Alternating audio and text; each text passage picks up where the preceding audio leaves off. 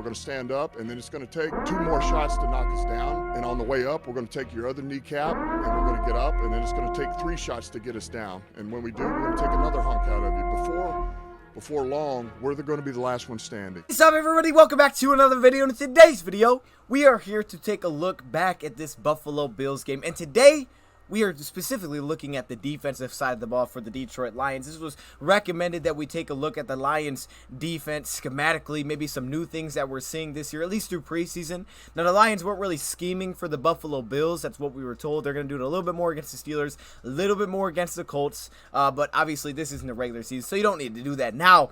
But there are some differences in just the style of the Lions defense. And I wanted to highlight a few individual players as we go through this. This isn't a video about one guy in particular.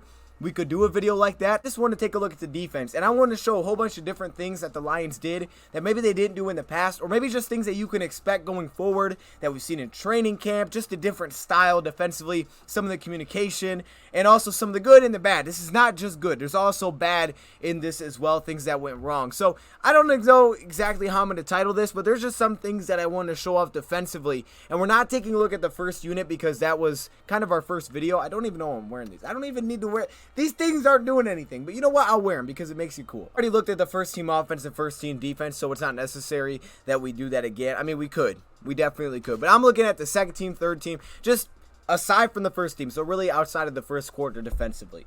And we're going to take a look at good and bad. So this very first clip that we're going to take a look at, I first want to focus on the defensive line. And this is just stylistically something that the Lions are doing differently. We got to see a lot of 4-man fronts in this game. Sometimes our outside linebackers had their hand in the dirt. Sometimes they were on the defensive line playing the defensive end position. And we'll focus on that a little bit more as we go through this. I'm not going to show all the clips of that, but it's very important to know the difference and, you know, what players we have and where they found a lot of success. But we got to see a lot of 4-man fronts. And I just want to show this first because you can just kind of see the style of the defensive line. It's all about attacking. It's all about getting downhill, getting after the quarterback. And that's really what Kevin Strong talked about. And you see it on this first play here. This is Kevin Strong getting inside. And he's really the guy that blows this thing up. I mean, he forces the running back to cut back inside, doesn't allow him to break it to the outside. And it kind of opens it up for the linebackers. This is the 3rd and 4. They're rushing the football. But this is all set up by Kevin Strong. It's that get off using his quickness, just getting downhill. It's just a different approach that the Lions are taking with their defensive line this season. Kind of some of that Todd Wash background just to get downhill.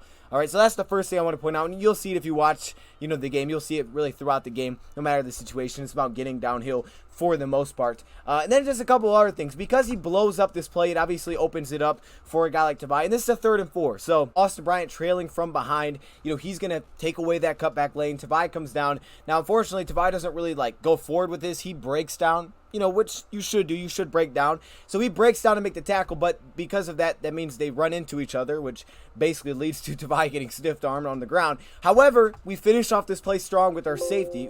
Our safety comes down into the play. I don't know if you guys could hear that. And he makes the hit. And I was very impressed watching our secondary, the aggressiveness, getting downhill, making plays. CJ Moore, Will Harris, and he keeps him short of the first down. That was huge. Our safeties were very involved. At least one would usually get into the box and make some plays, be physical. We saw Monty make some plays, cornerbacks. So it was nice to see that, but specifically from the safety position, we saw it with Will, we saw it with CJ, just getting involved in those plays, cleaning it up there, making the stop. But it was really all a domino effect of what Kevin Strong was able to do on the defensive line. So that was just the first play that I want to show off. It's just kind of a stylistically just a little bit different what we're seeing this season. This is an area where the Lions did have some issues against the Buffalo Bills, and we're going to have to look forward to see them cleaning it up and picking these stuff up. And that's what preseason's for. As I said, really a lot of our linebackers were out of position at least once and probably multiple times in this game if they played any kind of, you know, a good amount of snaps defensively. So you see that, it's preseason, but it was also interesting to see the different ways they utilize linebackers, like Tavai versus a Barnes. You know, the roles that they gave him, and Mark Delone stressed it. We have to put him in a position to be successful. Dan Campbell said on Tavai specifically, we view him as a first and second down kind of a hammer defensively. So there's just different things that they ask of these guys, and we'll see that as we go through. And that's what I first wanted to see here. I really is focused on these linebackers, on these play action rollouts, play action bootlegs, which were really kind of killing us in this game, but they showed a lot of different looks. We had some good reps against it. Unfortunately, this man right here, Sean Dan Hamilton, is now on injury reserved. It really seems like Jelani Tavai thrives is communication, passing off routes underneath. You know, we saw the interception here against the Buccaneers, just an underneath drop. I mean, that seems to be where success is. They don't ask him to go cover a tight end, you know, in man-to-man. really ever. And sometimes they would ask him to cover a running back on the backfield. He's trying to get some of the athleticism back, lost some weight, playing the inside linebacker spot. But you just see the different ways. This is one where DeSean Hamilton, he's a little bit focused in the backfield here. Doesn't really notice the tight end cross his face. He's focused on the running back. Tabai, his responsibility must have been the running back because he actually makes a hit on him.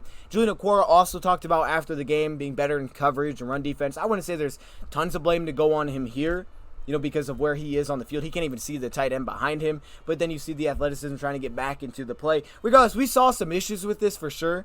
But I was just really interesting to me to see the ways they utilize their linebackers differently, and we'll set that up as we go through this. You'll see more examples. Now, what I really wanted to focus on here was the outside linebackers, Austin Bryant and Julian Okwara, and I noted, the differences of them playing with their hand in the dirt versus them playing in that 2-point stance getting after it. And I'm very excited for this defensive scheme. Here they're in a base package, right? They have the 3 defense linemen. They have their 2 outside linebackers, so they're showing kind of a 50 front. Then they have their 2 inside linebackers. We'll get the best out of these 2 in particular, Julian and Austin Bryant. And I think we saw that in this game, being in this 2-point stance. Austin Bryant's ability to play in space a little bit more than being on the defensive line. I mean, he's a good run defender, but putting him on the defensive line, he really didn't show you any kind of pass rush upside. He showed a little bit against the Bills when having the ability to play in a little bit more space. You also saw the drop ability into coverage. We saw it with Julian Okwara as well, and I think this was a really good example of that with this rep. Also note the communication here between the safety and the cornerback. You'll see this a lot when the cornerback kind of glides inside. The cornerback will take the outside leverage to safety because they're, we're in a split safety set. He can jump underneath on the crossing route, so they're able to kind of box in that receiver. Full focus gave Julian Okwara 8 pressures on the game. Okay, they listed him for 8 pressures against the Buffalo Bills. I had a couple more than that based on my counting, but it wasn't even a close comparison. It was like 10-2. My counting, it could have been like 9-1 if because there were 2 that were very questionable if you would call it pressure or not. But regardless, Julian Okwara had way more success getting at the quarterback when playing in this 2-point stance, getting downhill. And that was not even always when you had this 5-man front, but it was also in some of their 2-4-5 looks where he was playing this 2-point stance versus putting his hands in dirt. And I think that's for size reasons, but his strength, his quickness, explosiveness, getting after the quarterback, and him using that acceleration versus these tackles really set him up. And same thing with Austin Bryant. And then we got to see the ability to drop. So watch both of these guys here. Let's start with Julian first. You can see the get off, and this is an interesting one. It's kind of just a cool little move, right?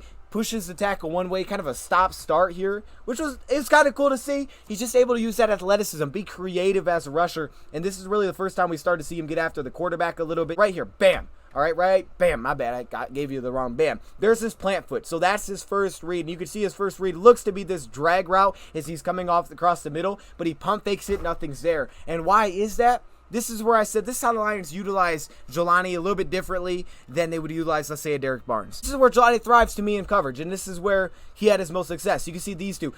DeSean Hamilton ain't the fastest guy in the world. He's not the best with change direction, maybe not even like a Barnes or a Jalen Hurts-Vaben, but he can cover pretty well. And these are how they had success together, teaming up together. That's probably why they put them together. That way they could do things like this.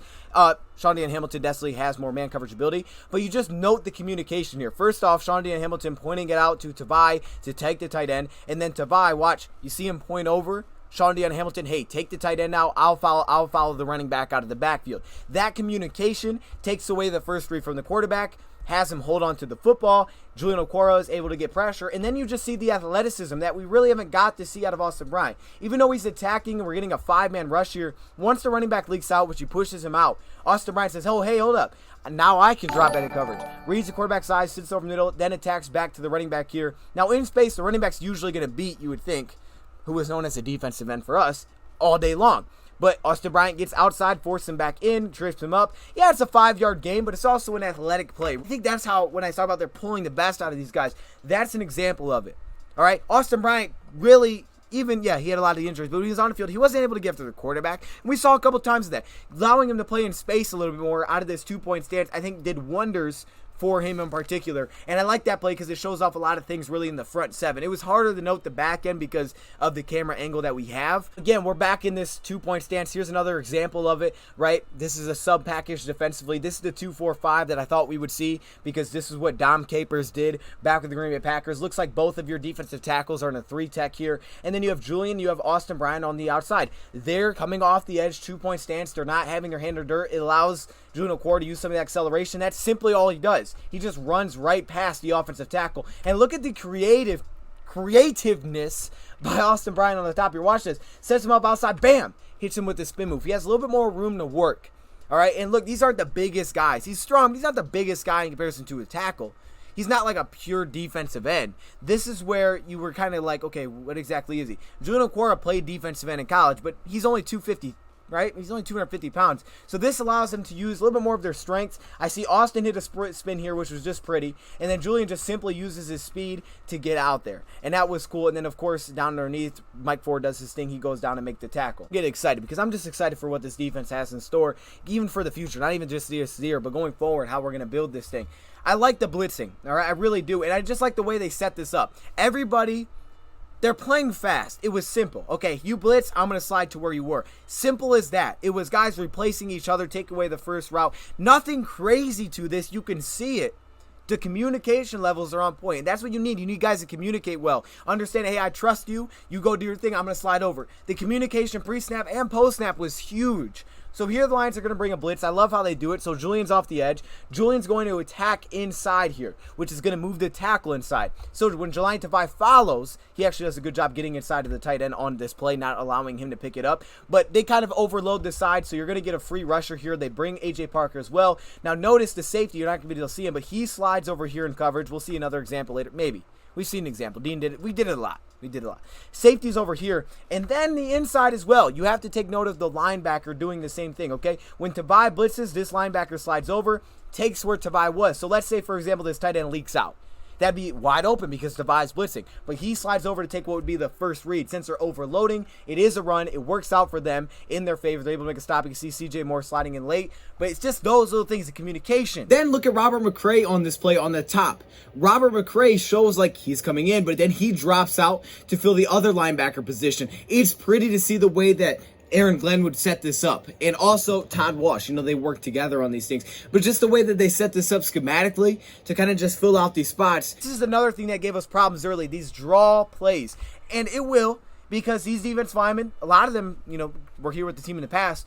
They're getting a little used to it, just attacking downhill. It's your opportunity to attack downhill. On this first rep, you can see these defensive linemen, they're not even really paying attention to the running back out the backfield, but they adjusted. Hector's going downhill. You know, he's already got a little bit of a step. Kevin Strong's not even paying attention to the running back. He's just, how can I beat my guy? Simple as that. And that gives running back a lot of space. The linebackers, you know, they're in a tough position. Kevin Strong gets back into it. Credit to him to help out, make a tackle. But then we come back with another. Same guys, right? Same guys, Kevin Strong, Bruce Hector. And look at how they play the run this time. Just look at the difference. They are very aware of the running back. This is how you learn as a young guy. This is what you learn in these preseason games. All right, Hector, his head's up. His head's on a swivel. He's looking around. Instead of just attacking downhill, his head's on a swivel. He's trying to figure out, okay, where is the running back in this play as it all spreads out? And then Kevin Strong does his thing, just gets a push off, makes a really nice play here, and he makes the hit, no gain on the play. So that was just the adjustment that you like to see between these two guys saying, hey, all right, we learned from it, and now let's do it right. And that's what Dan Campbell has stressed. Hey, let's not make the same mistake twice. It's tough to see the secondary. You can see the split safety look, and what that split safety look is going to give the Lions the ability to do is slide their safeties down. You can see over here, strong safety, he slides underneath. He's going to take crossing routes over the middle of the field. So that's kind of how you do that. Usually in a cover two, the middle of the field's open, right? We talked about post-snap, Aubrey Pleasant. You know, he was a part of defense that did a lot of things post-snap. Well, what they would do is they would slide their safety down. So instead of just leaving the middle of the field wide open, he slides his strong safety in the middle of the field. So the quarterback before the snap sees, okay, split safety, middle of the field is going to be open. He slides down, and now you have cornerbacks just play outside leverage. You see it on the top here. You know, look how he's standing. He's playing a little bit on the outside. And then you have your slot cornerback who makes sure I get to the outside of this receiver. He comes back inside, and then you see the safety late. He takes the middle here, and then here they get the PI. But it's just the difference. It's just the difference we're seeing. Instead of seeing that single high all the time, you see the split safety. But if you wonder, okay, well, there's going to be holes, that's some of the way they combat it is with that post-snap movement. We did a whole video on that, but that's just a little glimpse of seeing it. So I just wanted to point that out. Now, here's the play that we've talked about. Everybody's talked about it, all right? Tavai, yes, he got lost. He talked about, hey, the good thing is it was a simple mistake. And this is a well-designed play. I really like this design, honestly. So they're pulling all the linemen left. There's this zone blocking scheme. I'm looking over, trying to read the defense before the snap. And you see the fullback lead blocks that way. So Tavai's walking into the backfield as if that's where the play is going, and doesn't recognize just the leak out. Simply put, doesn't see the leak out with the running back. Clearly, that was his responsibility. They asked him many times to take the running back out of the backfield, as we'll see. And this time, he was thought the running back was in the backfield. Leaked out, simple as that. And he said, I just lost my eyes. That's all it was. I lost him. Those are things that you learn through these preseason games you improve upon. And here's another example of something like that happening, right? Tavai takes the running back out of the backfield. They go to the screen. If that screen is thrown, it's perfect. But then you have Shaundion Hamilton who bites on that fake. He's out of the spot. And you know, you can't really put this on Julian because Julian's got a lot of ground to cover. He's just trying to get downhill, seeing the pass. He's not able to get back in the play in time. And then, of course, Shaundion Hamilton's out of a spot. It gives up a big first down. Well-designed play once again, but those are things that these linebackers will pick up on and they'll learn. See some Derek Barnes. And we're kind of mixing around here, but Derek Barnes was definitely impressive in a limited amount of snaps. But again, they just used it to his strengths. They said, hey, you're fast. We're going to give you man-to-man coverage assignments against tight end. Follow the tight end. Instead of trying to make you diagnose everything, you know, post-snap, trying to figure out where things are, that's where I think Tavai's strong suit is. We're going to play to your athleticism, your speed. Thumper, get downhill. We just want you to get downhill. Blitzing, get downhill in the run game, give you a man-to-man assignment, and go take him. And then we're just going to let you play football. Playing fast, playing to their strengths to get this young guy ready to go early. I mean, he can impact you early because of the responsibility you give him. You see, again, the 50 front, the base set, we did really well when we were in these base sets. You just don't see it a ton because, you know, teams don't play that a ton. But this one, handoff to the left, and just look. I mean, I'm just impressed by this because we know he's strong. 29 bench press reps is absolutely nuts. The guy literally bowled back tackles in college. And you can see here the offensive lineman's thinking, hey, I'm going to move this guy. Heck no. Look at that. I mean, he's like, you ain't moving nobody. So that strength alone helps everybody out here. You can see, who is it? Is that Bruce Hector? My goodness, Bruce. I didn't even take note of you. Who is this? Yep, Bruce Hector, of course, he gets in there, blows it up, and then Jalen Reeves-Maybin fouls in. But it's just the attacking effort, and of course, like we said, you look at the 50 front, when they're in these base sets, they have ability to get to the backfield. And then it's just going to be the linebackers knowing their responsibility, making the plays, being in the spot to be successful. That way they can be prepared on these play action rollouts. That's where they need to be ready to go. Jalen Reeves-Maybin this time on the handoff. Reeves-Maybin does his job. He fills the lane, bam, right there. And then Derek Barnes follows in, does his thing. You can really see everybody's assignment here. Derek Barnes has the fullback, Jalen Reeves-Maybin has the running back, and even Robert McCray, you can see his discipline. So watch Derek Barnes follow the fullback. He breaks inside, so he follows back in. Jalen Reeves-Maybin, he's going to do his job taking on the lead blocker. But then I even know a guy like Robert McCray here on the bottom of your screen. Watch how disciplined he is. This is a heck of a play from a very young player here. Watch how he attacks and then kind of stops, and he's like, hold up, let me make sure I set the edge on this play. Then it goes inside, so he attacks inside. And of course, again, Bruce Hector, the defensive lineman, and then you have the safety stepping in. I mean, just everybody getting involved. This is just a different way they utilize him. You see Derek Barnes point to the tight end before the snap, saying, hey, that's my guy. Simple as that. They didn't ask Tavai to cover the tight end's man-to-man. That's not what he would be good at. But Derek Barnes' athleticism, they can ask him to do that. They say, hey, take the tight end out of the backfield. So he points him out, says, hey, that's who I got. So all he has to do is he flows with the run, but then he sees, bam, right here, tight end comes out, plants his foot, and then it's just about being the athlete that he is. Saying, hey, what are you best at? You're a freak athlete, man. You're strong, you're fast. Let's let you play like that. And that's all they do. Jalen Reeves-Maybin slides over to take the running back, and look at the speed. He's just going to run this play down. It's in slow motion. And nothing there. It's nice to see the defense adjust to getting beat by these play action plays. Barnes takes the tight end, Reeves-Maybin takes the running back, and the safety in the back end is going to slide, take that deep middle that you see, and you'll see him actually come into the play later. This is one with Anthony Pittman, and you can see he just gets stuck watching the quarterback's eyes, and you know, you have to do that to a point in zone coverage. This one's a little bit different. It's man coverage down the side, which you can see here. So there's no one to help him in the flat, especially if you know that Rob McCray is getting after it. So knowing there's a 5-man rush here, Anthony Pittman, like, if something like this happens, there's going to be no one in that space. Pittman's reading the quarterback's eyes from middle, sees it late, and he gets out there late. That's a zone coverage drop, but that's just something, like I said, you improve along with time. Understanding the situation, knowing where you have to be, and then understanding that that's there, and hey, there's no one that's going to be over there. So if there's someone that leaks out, I need to be on that play. That way I'm not giving up that first down. This play's a little interesting. Yeah, sure, some blame could go on Anthony Pittman, but I also think maybe some blame could go on a guy like Julian as well, and he's close. This is why I think he brought up specifically, I need to, be better in run defense. I think this is why I brought it up, because there was some close opportunities. He just wasn't able to make the play. So this could go on a little bit of both guys. You get the lead blocker. Running back starts that way, so Pittman follows in. There's lead blocker, and he'll have a free path to hit the running back. The issue is it leaves this gaping hole right here. Now, as you notice, Julian Okwara, Look at this. He's unable to get off in time. So it leaves this huge hole. And this is where Okwara said, you know, he wants to improve. He had a chance right here to make the stop. He's just unable to do it. Pittman gets in there pretty quickly. And because of that, he has a huge hole. So a lot of young players in this defense. A lot of talent there as well. But they'll get better. What I want to point to, because this is something, like I said, we'll see it.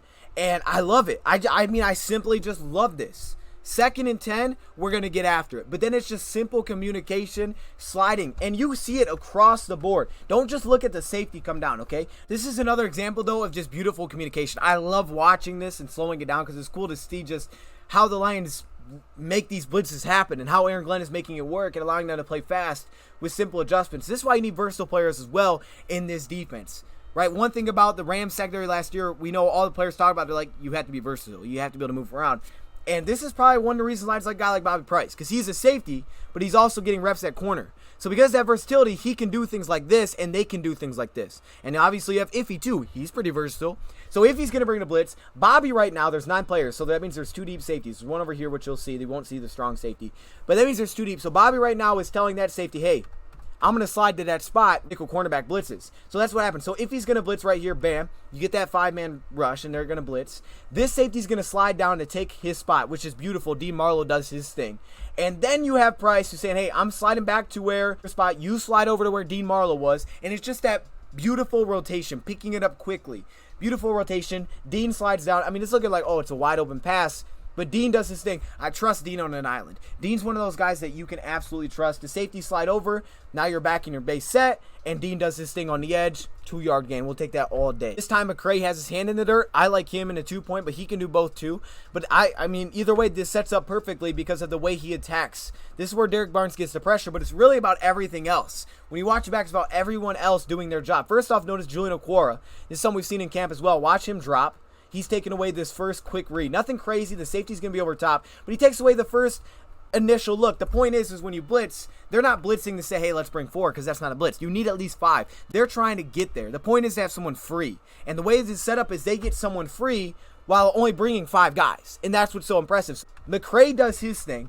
Shout out to Robin McCray because he makes the play here. Robin McCray slides along the defensive line, gets inside of the guard, so the running back's like, oh, snap, I got to help. So you have 6 blockers. And you really have 4 guys that are making this play happen. But you bring the blitz on the edge. Because you do that, the tackle picks up the cornerback. Julian drops to take away this first look. Reese Maben's able to drop pretty deep middle because he's athletic. And then you get a free Derek Barnes. And Derek Barnes, let's use him to his strengths. He's fast, downhill player, and he's strong. Let's just let him blitz. That's all they do here. They let him blitz. And it's really about everybody gets involved in this. He gets the credit. But you got to credit the entire picture of doing her thing. Julian dropping. Robert McCray, to me, would get a lot of credit for that play because he really set it up. And then the play design to get Iffy coming and being able to get someone free while only bringing 5 guys and you have 6 blockers. That is big time. That's huge. That's all a scheme. But it's also understanding and trusting where each other are, what your teammates are doing. Rob McCray, if he doesn't slide over and do his job, none of this opens up and they could have just all got picked up. And you got a wide open pass where Julian's dropping back and there's nothing there. Easy pass. But because they all trust Robert to do his thing and everybody does their job, it works out really well. Now you're getting a 3rd and long situation. A lot of stunt work, and I think that's the type of players the Lions have brought in. See a lot of stunt work this time. You see it at the top. Again, shout out to Bruce Hector. What Bruce does is, again, he sets up his teammate. It's a simple stunt, nothing crazy to it, but he's going to attack the outside of this guard. And because of that, the guard's going to slide out of the way. So all Julian has to do is say, oh, I just got to use my speed, get around the edge. The guard is with Hector. If Hector goes straight at him or he takes left, this hole won't be there. Because he attacks the right shoulder, or I should say the left shoulder of the guard, opens up this lane because the guard follows out. Great job by Hector getting downhill. And Julian is absolutely free. You see the linebackers. You see the linebacker do his thing. He takes the tight end out of the backfield, staying disciplined, and it's solid coverage. Notice Bobby Price at the bottom of the screen here. He got some knocks, but if you look at plays like this, watch the aggressiveness. Bam, be physical. Marquez Stevenson, super fast, but he's not scared. He's going up there and be aggressive with him. Boom, throw him off the route. Look at this. He about falls on the ground. Throw him off this route. Be aggressive. All we got to do is take it away right away. How every cornerback plays. This is 3rd and 13. No one's dropping back deep. Credit to Wash's front. He gets pressure with 4 guys. So your cornerbacks can play up because you have 2 deep safeties. I love this. Bruce Hector was so impressive, and I wish I would have given him more credit because I watched things like this. And I was like, man, Bruce, he's a smart player. One of the things that I've read from a scout is that, hey, the best way to see if a defensive lineman, basically understands, watch him on screens. Watch how he reacts to screens. Does he continue to attack downhill, or does he say, oh, I recognize the screen, I drop back? Watch Bruce on this play, and you tell me what you see here, okay? Bruce is right here. Watch this. Isn't that interesting? That's what I like. That's what I like to see, Brucey. Sorry. That was like a, what is that, water boy? I don't know what that, long start, something. I don't know what that was. Regardless, watch him though. All right, he realized, hey, I just went right by this lineman. He gave me nothing here. He just moved out of the way. That's not normal. Sees the running back step up, and he's like, wait a minute. This is a screen. Grabs the running back. His first reaction is to grab the running back. He doesn't even go. He's got a free pass to run after this quarterback. Free pass. This is like, hey, this is beautiful. If you're a lineman, you're thinking, man, I got a free pass. He's like, I'm going to grab the running back. Grabs the running back, holds the screen, and the quarterback's got nowhere to go with it. This is all Bruce Hector. Who is going to get the credit? Julian, because he got the sack. Awesome. Rob McCray as well. Guess what they're doing? Look at him off the edge. 2-point stance. Using his explosiveness, he just beats him around the edge. Simple as that. Same as McCray. Look at the get off. Bam. Beat him around the edge. Let's get there. But Bruce sets this play up. Linebacker slides down, which he probably would have been there for the screen anyway. And he's sacked, and that ruins the play. It's beautiful. It's pretty. Bruce Hector's making a really strong case. That's what Dan said, man. It's tough, but it's also a good problem to have, that he's doing things like that. Nothing really crazy to this one, to be honest with you, but I thought I would just show it. Again, he gets 2-point stance on the outside. Linebackers, they're able to get pressure late. You can see Julian's able to stop, throw his man off, get back inside. Why? Because Bruce Hector does his thing getting downhill. And yes, it looks like Anthony Pittman's kind of reading the quarterback's eyes, but he's really just following this linebacker, or the running back, and because that he's in the way of this receiver, which works out, so he doesn't have that first option drag, goes back to his running back. But Pittman, you just see the speed there to run that down, and then credit to Bobby Price. Julian gets in there, Bobby Price does his thing, gets a great PBU. Pressure helps the secondary. We see it here. Now, this one came out awful, but I just want to show it because it's something that the Lions did at the end of the game, which I loved. Same. Look at the communication line. So I know it looks bad, but you get the heavy overload blitz on the right side from the linebacker and the cornerback, which means they're trying to get someone free. Defensive lineman slides inside Julian, free rusher. Simple as that. Simple as that. They trust each other. Julian says, I'm going to get inside, attack the shoulder, inside shoulder of this guard, free rusher inside. Nick Roby-Coleman slides down. How does everybody else react? This linebacker slides over, takes the first read, which would have been a tight end there. He's forced to go outside, and because of that, it's passed out. McCray, just look at the athleticism from this dude to slide out. I mean, you have an outside linebacker dropping. People that say how they can't drop. Tell Robert McCray that after watching this. Tell Austin Bryant that. Tell Julian that.